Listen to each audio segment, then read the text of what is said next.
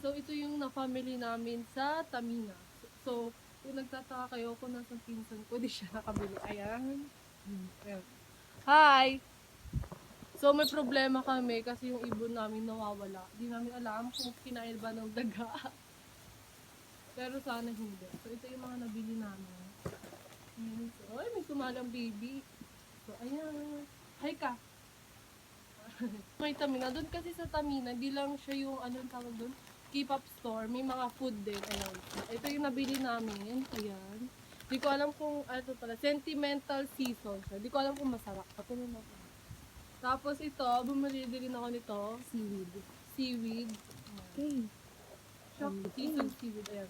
Tatlo yung nabili kong ganito eh. Kasi mura. So, ito lang yung nabili ko dun sa Tamina. Ito oh. Yan lang. As in yan lang. So, ayan, maraming nag-iingay. And then, ito pa. Ito yung nabili ko. Ano yan ate? Noodles. Gusto mo i-try? Eh! Tapos, meron ako binili yung sa BTS, yung hot brew tsaka cold brew.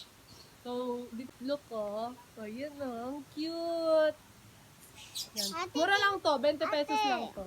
Ate, tingnan. 20 pesos lang yan. Ay!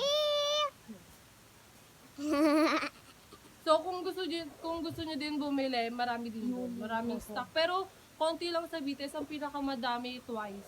So may yung mga ones dyan. Punta na kayo doon. Yung sa store, nasa description box. So, kung gusto niyo pumunta, tignan nyo na lang. So, yung sinabi ko palang hot brew, kasi nasa rep na siya, so papakita ko na lang dito. Kasi may makulit na bata. So, yun lang. Bye! Behind closed doors, I'm a fool for your love.